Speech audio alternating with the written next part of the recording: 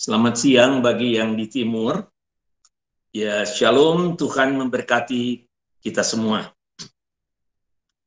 Pertama-tama, izinkanlah saya menyampaikan terima kasih untuk kehormatan yang diberikan pada saya untuk dapat bersama-sama dengan rekan-rekan sepelayanan semua dalam membahas di rapat tahunan ini bersinergi membangun masa depan.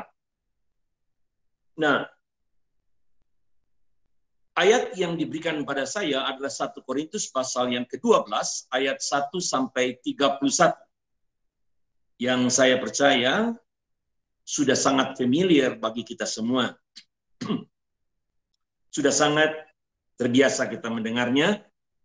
Oleh karena itu saya akan membaca hanya beberapa bagian saja, yaitu dari 1 Korintus pasal yang ke-12. Saya membaca dari ayat pertama sampai ayatnya yang ke-7. Sekarang tentang karunia-karunia roh, aku mau saudara-saudara supaya kamu mengetahui kebenarannya. Kamu tahu bahwa pada waktu kamu masih belum mengenal Allah, kamu tanpa berpikir ditarik kepada berhala-berhala yang bisu. Karena itu aku mau meyakinkan kamu bahwa tidak ada seorang pun yang berkata-kata oleh roh Allah dapat berkata terkutuklah Yesus. Dan tidak ada seorang pun yang dapat mengaku Yesus adalah Tuhan selain oleh Roh Kudus. Ada rupa-rupa karunia, tetapi satu roh. Dan ada rupa-rupa pelayanan, tetapi satu Tuhan. Dan ada berbagai-bagai perbuatan ajaib, tetapi Allah adalah satu yang mengerjakan semuanya dalam semua orang. Tetapi kepada tiap-tiap orang dikaruniakan penyataan roh untuk kepentingan bersama. Kemudian kita melihat dari ayat 12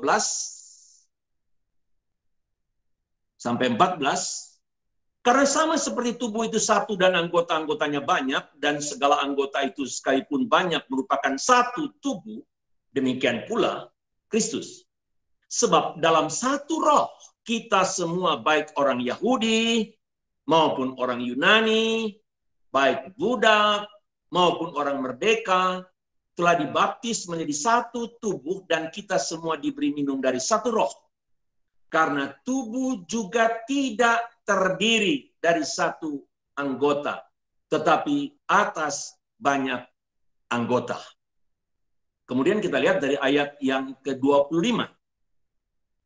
Supaya jangan terjadi perpecahan dalam tubuh, tapi supaya anggota-anggota yang berbeda itu saling memperhatikan. Karena itu jika satu anggota menderita, semua anggota turut menderita. Jika satu anggota dihormati, semua anggota turut bersukacita. Kamu semua adalah tubuh Kristus, dan kamu masing-masing adalah anggotanya. Yang terakhir, jadi kesimpulannya, berusahalah untuk memperoleh karunia-karunia yang paling utama. Dan aku menunjukkannya kepadamu jalan yang lebih utama lagi. Sampai di sana pembacaan firman Tuhan. Selamat dan berbahagia setiap orang yang mendengar firman Tuhan serta melakukan dalam kehidupannya. Saya kira sudah sangat jelas bahwa baik dari doa Pak Yohanes tadi, dan dikaitkan dengan pujian, sungguh telah melingkupi akan tema kita. Bersinergi membangun masa depan. Kalau saya kalimatkan secara bebas dalam pemahaman kamus, bersinergi itu berarti satu kegiatan operasi yang dalam bekerja sama, satu gabungan yang secara positif menguntungkan untuk mencapai hasil yang baik. Sekali lagi, satu kegiatan bersama ya, gabungan, bekerja sama secara positif.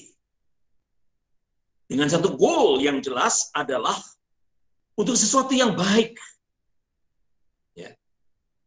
Nah, kalau sampai di situ, apa bedanya kalau bersinergi membangun masa depan bangsa? Sama dong. Ya.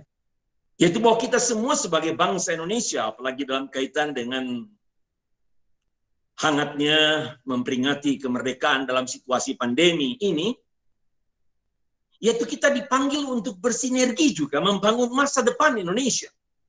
Nah, apa bedanya membangun masa depan Indonesia dan bersinergi membangun masa depan YKKI? Saya kira jelas sekali, sudah sekalian, tidak sama. Dalam doa Pak Yohanes tadi saya tandai adalah kita berada dalam satu koridor nilai-nilai Kristiani. Itulah yang membedakan. Dan dengan dasar kebenaran firman Tuhan yang kita baca tadi, yang memang ditujukan dalam tema ini, sudah sekalian, jelas menunjukkan perbedaannya. Yaitu kita dengan tema ini sedang membahas bagaimana bersinergi, bekerja sama itu secara positif dalam, sekali lagi, di dalam koridor kehidupan pelayanan Kristen, bukan umum, bukan sekuler. Jadi sangat berbeda. Sebagai perbandingan, saudara sekalian, yaitu apabila kita bersinergi membangun kehidupan bangsa, itu berarti saudara sekalian kita ingin mewujudkan kesejahteraan daripada bangsa ini. Daripada segala lapisan masyarakat. Tapi saudara sekalian, tatkala kita berbicara dalam landasan kehidupan Kristiani, maka jelas sekali itu arahnya berbeda sekali, yaitu ada goal yang jelas yang kita ingin capai dalam kebersamaan itu, yaitu kemuliaan Tuhan. Nah, di dalam Alkitab, saudara sekalian, kita lihat sebagai satu perbandingan kehidupan Kristen di Alkitab, saudara sekalian. Di dalam Alkitab kita lihat dalam kata koinonia, latar belakang Greka adalah kita lihat individu-individu dalam satu bisnis untuk mencapai satu keuntungan. Tetapi kebersamaan itu pada dasarnya adalah demi keuntungan individu-individu itu. Apabila ada yang dirugikan atau ada yang merasa kurang nyaman, akan segera mundur. Mengapa? Karena itu gabungan individu-individu. Tetapi kata koinonia di dalam Alkitab itu muncul perjanjian baru 19 kali. Dengan digunakan oleh Paulus di situ, yaitu sebanyak 13 kali Paulus menggunakan kata itu. Dan semuanya itu, baik Yohanes, baik penulis surat Ibrani, baik dalam Kisah Rasul, menggunakan kata koinonia, semua bukan dalam atas dasar individu. Tetapi atas dasar persekutuan roh. Jadi berbeda sekali. Bukan lagi satu individu dengan satu individu yang lain, tetapi di sini adalah satu persekutuan roh. Yang dipakai di dalam koinonia, di dalam perjanjian baru itu adalah jelas sekali dalam pemahaman yang rohani. Bahkan kalau kita memahami itu dalam tubuh Kristus yang dibacakan tadi, sudah sekalian, dengan latar belakang koinonia, ini artinya menunjukkan satu kesatuan yang bukan saja antar individu dengan individu yang sebenarnya menjadi satu, tetapi juga dalam hubungan ke atas. persekutuan sesama orang percaya yang pada saat yang sama juga persekutuan bersama dengan Allah Tritunggal. Di mana oleh karena karya Kristus yang genap itu mencurahkan rohnya yang kudus, dan roh yang kudus itu memberikan karunia-karunia yang mempersatukan untuk dapat mencapai tujuan daripada karya keselamatan Kristus yang ajaib dan sangat berharga itu. Nah, sekali lagi saudara sekalian, jadi berarti kita berada dalam pemikiran bukan sekular. Tetapi kita berada dalam pemikiran sama dengan yayasan kita punya nama Kristen. Ada nilai-nilai Kristiani yang jelas di sini. Jadi tidak sama saudara sekalian dengan yang sekular. Kita punya identitas sendiri. Saya senang saudara sekalian melihat supaya kita melihat satu hal yang sangat konkret dan sangat padat, saudara ya. Di dalam Westminster Confession, babnya yang ke-26, secara bebas diterjemahkan seperti ini, saudara sekalian. Tentang persekutuan itu adalah orang-orang kudus sesuai dengan Bab 26, persekutuan orang kudus adalah semua orang kudus yang disatukan dengan Yesus Kristus. Disatukan. Yaitu Yesus Kristus sebagai kepala mereka. Oleh rohnya dan oleh iman memiliki persekutuan dengannya di dalam anugerah-anugerahnya. Penderitaannya, kematiannya, kebangkitannya, dan kemuliaannya.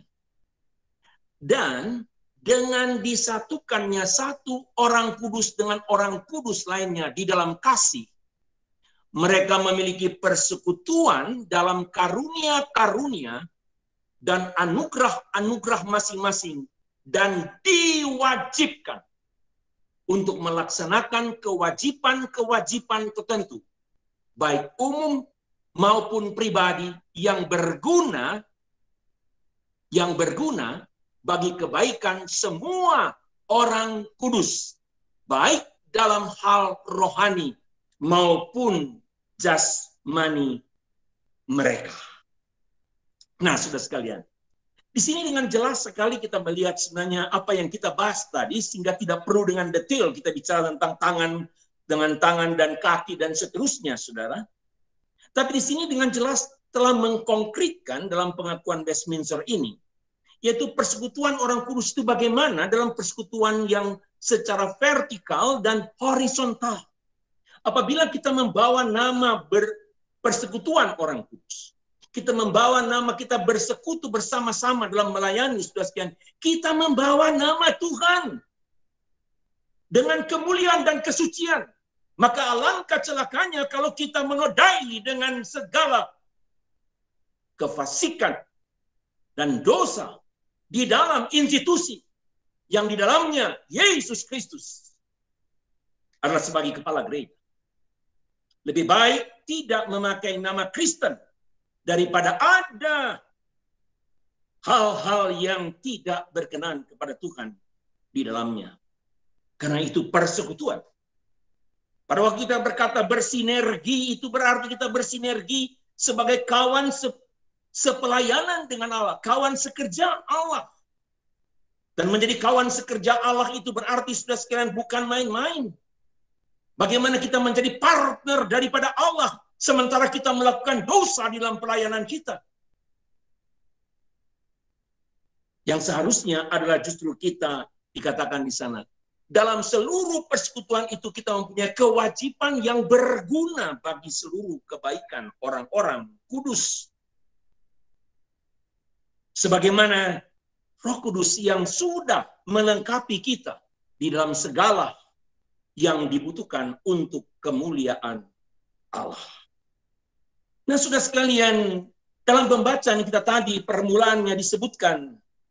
Di sana dikatakan dalam pasal 12 ayat pertama, tentang karunia-karunia roh. Aku mau saudara-saudara supaya kamu mengetahui kebenarannya. Dengan kata lain, sudah sekian Paulus mengatakan, aku tidak mau kalian tinggal bodoh dan tidak tahu. Dan ini Paulus menyebutkan ini sudah sekalian bukan sekedar soal dia mau atau tidak mau. Bukan. Tapi dalam kapasitas kerasulannya. Sehingga kalau kita membaca sudah sekalian sesuatu yang paralel dari Roma pasalnya yang ke-12, Roma pasal yang ke-12 ayat yang ketiga, di sana Paulus menyebutkan, Roma 12 ayat yang ketiga, menyebutkan seperti ini, berdasarkan kasih karunia yang dianugerahkan kepadaku, aku berkata kepadamu, di setiap orang di antara kamu, janganlah kamu memikirkan, dan dia memikirkan perkara-perkara yang lebih tinggi daripada yang patut kamu pikirkan. Dan dia membahas itu dalam konteks karunia-karunia. Yang digunakan di sana adalah dalam kapasitas kerasulan, memberikan imperatif, perintah, saudara sekalian. Untuk bagaimana menggunakan akan karunia-karunia yang diberikan kepada setiap orang. Nyatanya saudara sekalian, baik di Roma maupun khususnya di Korintus, dan kita fokuskan di Korintus, saudara sekalian, dengan latar belakang yang ada, wow. Tampaknya, saudara sekalian, Korintus adalah gereja yang kalau diperkirakan para ahli, barangkali hanya sekitar maksimal 200 orang mungkin, saudara. Tetapi mempunyai persoalan yang barangkali lebih banyak daripada orang-orang yang hadir di sana. Mengapa, saudara sekalian? Latar belakangnya jelas. Kita sudah baca tadi, yaitu di sana ada tuan, ada majikan, ada budak. Kalau kita memikirkan jelas, ada orang Yahudi, ada orang bukan Yahudi. Yang berlatar belakang kehidupan beragama Yahudi. Latar belakang kehidupan menyembah berhala. Ada orang-orang yang pandai di sana. Ada orang-orang juga yang dulunya tidak pandai dan tidak apa-apa, tetapi setelah percaya menjadi sok pandai. Dan juga sudah sekalian ada orang-orang yang kemudian menjadi begitu sombong, merasa mana yang lebih baik, mana yang lebih berkarunia, mana yang lebih hebat, kelompok mana yang lebih diberkati, dan seterusnya, dan seterusnya. Kalau saya singkatkan, sudah sekalian, di dalam konflik budaya, dalam konflik status sosial, yang kemain tajamnya dalam Korintus itu, sudah sekalian, Paulus menjawab dengan sangat jelas, yaitu tentang bagaimana kehidupan dalam persekutuan roh sebagai tubuh Kristus. Saudara, baik Gereja Kalam Kudus maupun Yayasan Sekolah Kristen Kalam Kudus, sudah sekalian, di mana-mana kita mempunyai background yang berbeda-beda. Betul, kita itu berada di Indonesia, tetapi di barat dan timur dan tengah, masing-masing dengan gaya dan dengan cara pandang, dengan latar belakang budaya yang berbeda-beda, sudah sekalian. Kalau kita pikirkan, sudah sekalian, saya tergoda menyebutkan itu, saudara, di dalam orang-orang di Korintus. Kita ini di lingkungan Kalam Kudus, memang ada orang yang kaya, ada orang yang pandai, ada orang yang sederhana, dan seterusnya, sudah sekalian. Tetapi di Korintus, saudara, ada satu yang menonjol, kita lihat, ada seorang yang bernama Erastus. Yang disebutkan, sudah sekalian, sebagai bendahara negeri. Dan Erastus ini disebut 3 kali. Yaitu berarti dia memang jelas menunjukkan sebagai seorang yang punya status yang tinggi. Kalau sekarang barangkali agak sama kita pikir dengan Ibu Menteri kita, Sri Mulyani. Kira-kira seperti itu, sudah sekali. Kita Kalam Kudus nggak punya menteri, sudah sekalian, di dalamnya. Tapi ini ada orang yang hebat. Namun dalam kepelbagaian itu sudah sekian timbul berbagai konflik. Karena ada yang tahu diri, ada yang tidak tahu diri, dan seterusnya. Saya singkatkan, saudara sekalian. Di tengah-tengah pergumulan-pergumulan itu, atau latar belakang yang berbeda itu, otomatis membuahkan cara pandang yang berbeda. Dan yang paling celaka, saudara sekalian, adalah cara pandang yang telah terbawa menjadi kompromi dengan dunia ini. Itu kita lihat dalam kasus Korintus. Artinya orang rohani dan bercampur baur dengan cara-cara dunia itu dianggap tidak apa-apa, biasa-biasa saja. Itu yang saya boleh sebutkan worldly Christian. Orang Kristen duniawi. Dan saudara sekalian, maafkan kalau saya dengan tegas mau mengatakan, berapa besar pun potensi kita, berapa besar pun talenta kita dalam tanda kutip, saudara sekalian. Tetapi apabila itu digunakan bukan dalam kesatuan, bukan dalam persekutuan roh untuk kemuliaan Allah, maka semuanya itu tidak berarti apa-apa di hadapan Tuhan. Sekali lagi, berapa besarnya pandai kita, berapa besarnya pengalaman kita, kekayaan kita, semua yang kita miliki sudah sekian, tetapi tidak digunakan dalam kesatuan roh itu. Dalam tubuh Kristus untuk membangun, melakukan pelayanan untuk kemuliaan Tuhan, maka seluruh potensi-potensi itu akhirnya hanya membuahkan demi kepentingan diri sendiri. Dan itu terjadi di Korintus. Masing-masing membenarkan diri, masing-masing punya cara sendiri. Termasuk juga dalam perjamuan-perjamuan yang mereka adakan. Masing-masing punya cara pandang sendiri.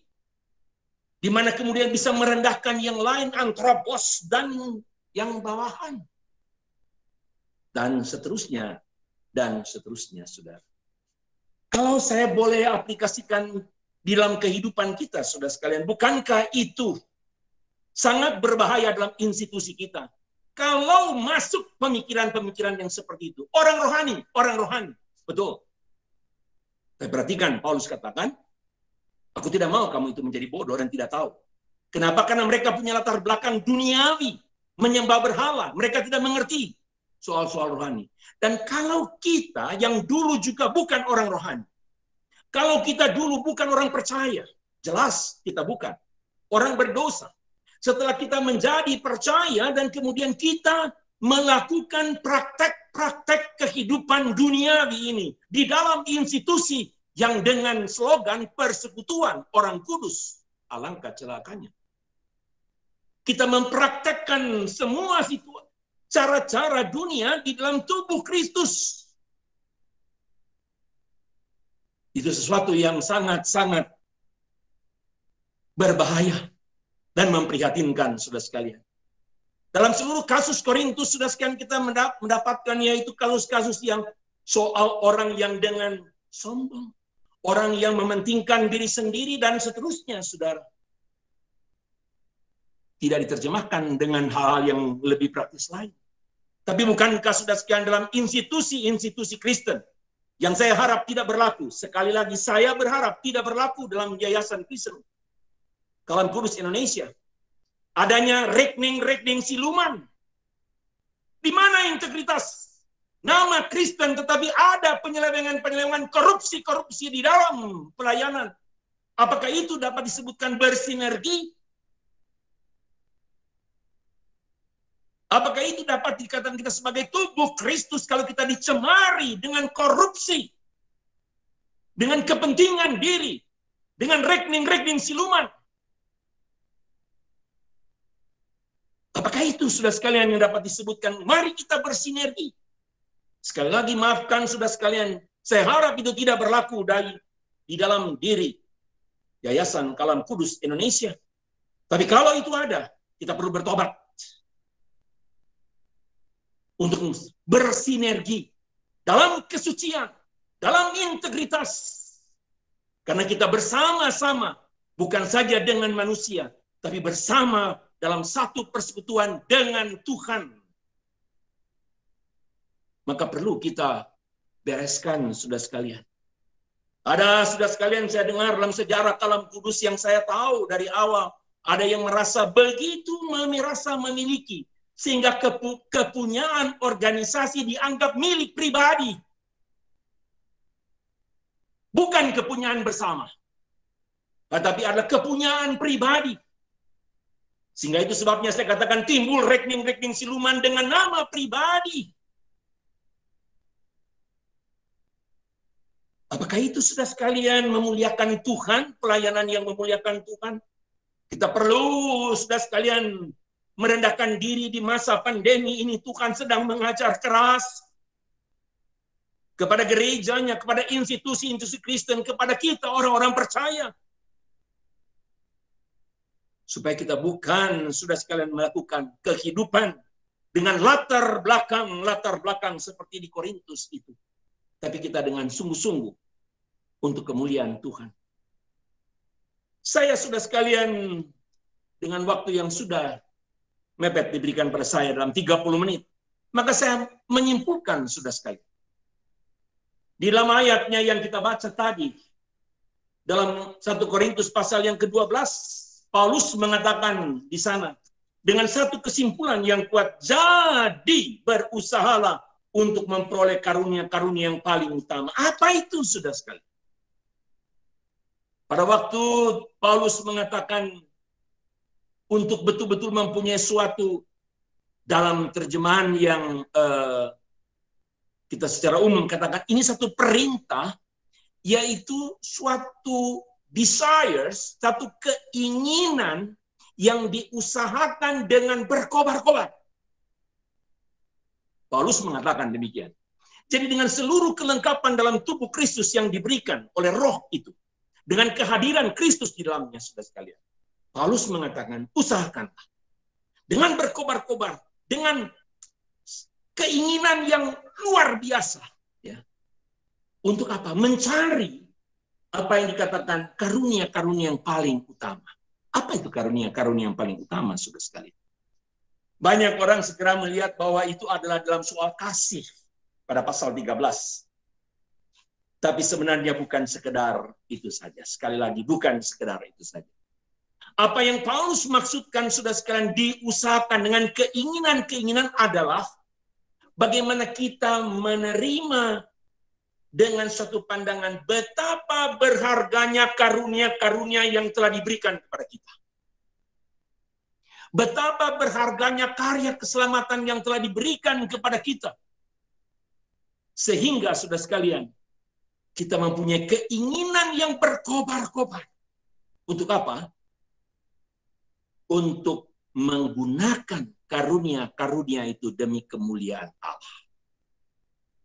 Sekali lagi, bukan untuk kepentingan pribadi.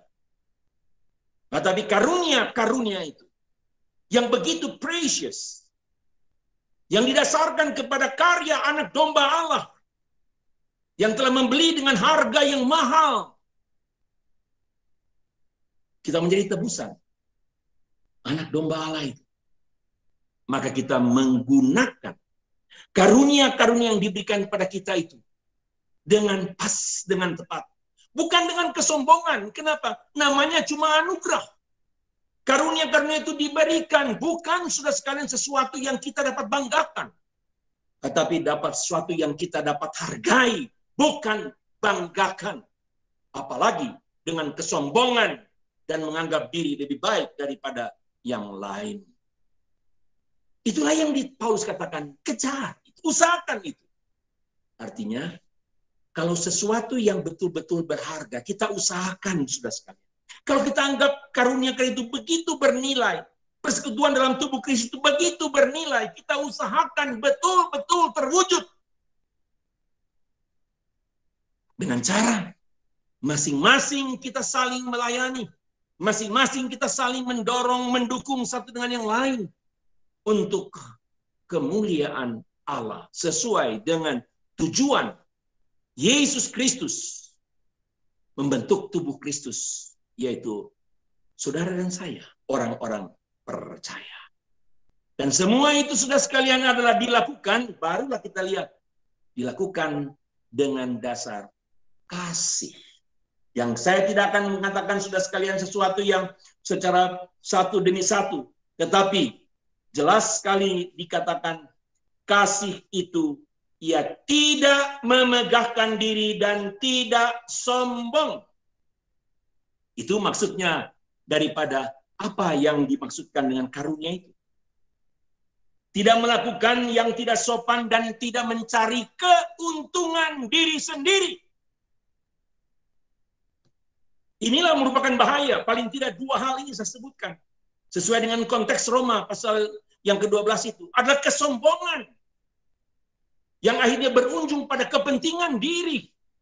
Begitu cepatnya untuk dapat tergoda ke sana. Tergelincir di dalam kehidupan yang tidak berkenan kepada Tuhan. Nah, saudara sekalian, kiranya Tuhan menolong kita. Supaya saudara sekalian semua yang diberikan kepada kita itu benar-benar merupakan potensi-potensi karunia-karunia yang betul-betul terkoordinir. Kristus sebagai kepala, damai sejahtera Kristus yang memerintah, sehingga bukan ada perpecahan dan kekacauan, tapi dengan kerendahan hati untuk dapat bersama-sama bersinergi membangun masa depan dalam koridor sebagai tubuh Kristus yang menghargai akan karya Kristus, yang menghargai karunia-karunia yang diberikan dan yang pada gilirannya akan dipertanggungjawabkan di hadapan Tuhan. Semua yang Tuhan telah berikan kepada kita supaya kita menjadi hamba-hamba yang setia, bukan hamba-hamba yang jahat pada waktu kita berhadapan dengan Tuhan. Kiranya Tuhan memberkati kita semua untuk dapat membangun masa depan demi kemuliaan Tuhan, kemuliaan Allah. Amin. Mari kita berdoa. Ya Tuhan, kiranya firman Tuhan yang secara komprehensif kami bahas, Tuhan berbicara lebih lanjut dan lebih lanjut untuk pembaharuan kami satu demi satu, ya Tuhan, dalam kami menjadi satu tubuh, persekutuan roh yang melakukan semua untuk kemuliaan Tuhan dalam dasar kasih yang tidak sombong dan tidak memikirkan kepentingan sendiri. Ini doa kami Tuhan, berkatilah persidangan tahunan YKKI.